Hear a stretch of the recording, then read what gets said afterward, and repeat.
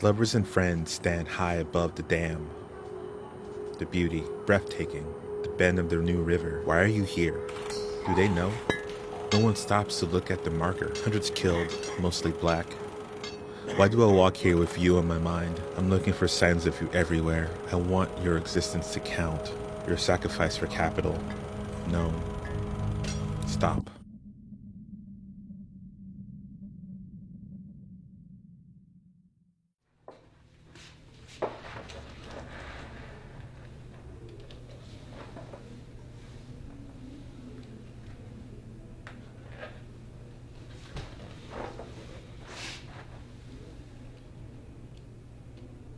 History, essentially, again, history has been written by the winners in society.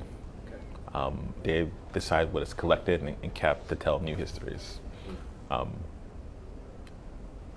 So I'm interested in the histories of the people who were left behind.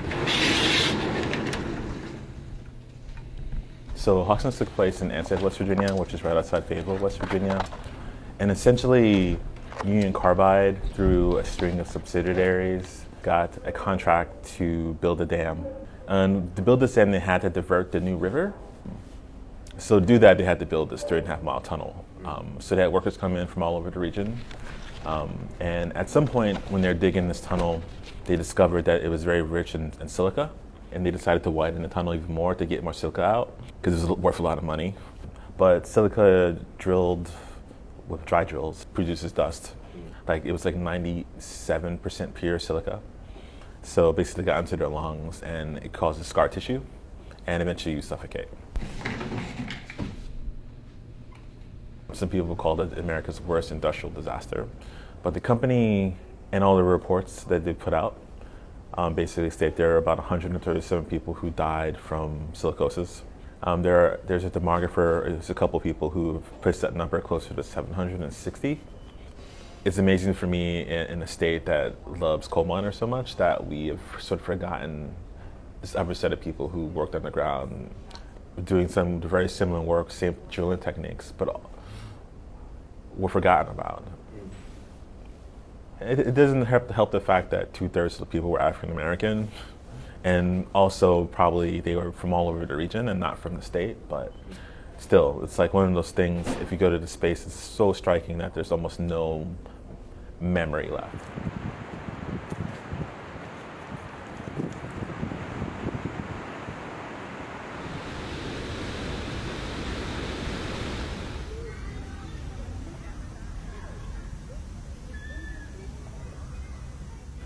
But what is more interesting for me is the photographs of Hawksnest, and what's in that archive is 99% engineering photographs of process of like this. We put a turbine in here. We built this arch, and there are very few people. But I mean, for me, in thinking about sort of reclaiming this narrative a little bit in this archive, I wanted to take those images and sort of bring them into the present. And sort of to challenge the notion of the company's archive, which is essentially the company's version of history. You know.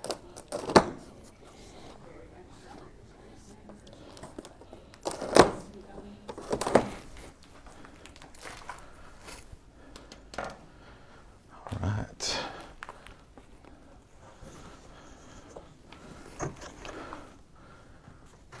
Boom.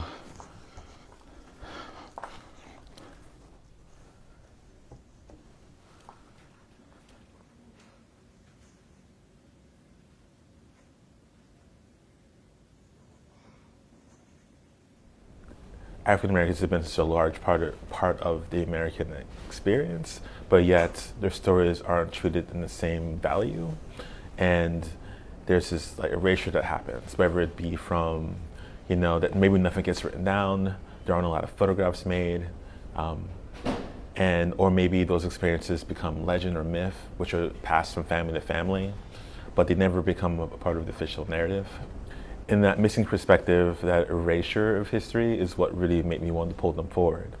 Carrie Mae Weems is did the same thing with the slave daguerreotypes. She took Louis Agassiz's slave portraits, basically to use it to prove the inferiority of black people, African American slaves. And Carey Williams took them and reappropriated them, and she made them, essentially the idea is that she made them into portraits, when they were meant to be scientific evidence and archive to discredit, intelligence and ability of African slaves. So I'm copying it a little bit. I'm trying to pull these out and make them portraits and to make them the people.